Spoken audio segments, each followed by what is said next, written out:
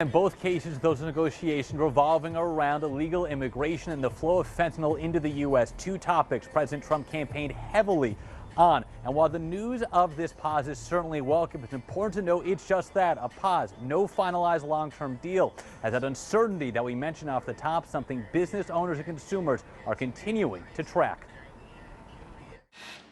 The reality is pretty simple economics. As assembly continues inside Apex Instruments, CEO Miles Wright and his team are working to navigate the effects of tariffs. When the price of a part goes up, we have to charge more or else lose money. To try and counteract that, they previously stocked up on some products and are taking other measures to try and mitigate any potential price shocks. One of the things we just decided today was that the quotations we offer internationally and even domestically, historically, we've made those good for 60 days. We're shortening that period to 30 days just because of the uncertainty of pricing of our supply chain. We spoke with Wright just a couple hours before Canadian Prime Minister Justin Trudeau announced a pause of the tariffs between the two countries. According to the EDPNC, through November, there was nearly $12.3 billion year to date in trade between North Carolina and Canada. Hopefully they have an agreement very quickly.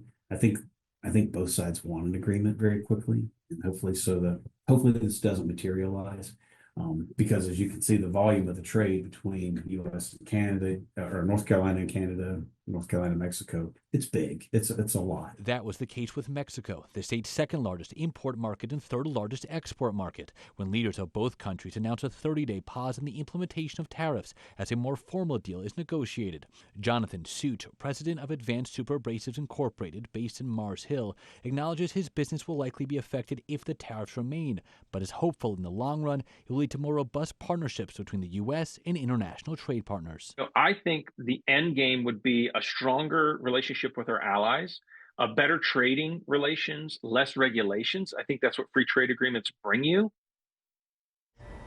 Now, separately, President Trump has wanted to address trade deficits, floating the possibility of tariffs on the European Union. Again, all of this so fast moving, so fluid. We are continuing to track those latest developments of what we may see in the days and weeks ahead. In Raleigh, I'm Michael Perchik, ABC 11 Eyewitness News.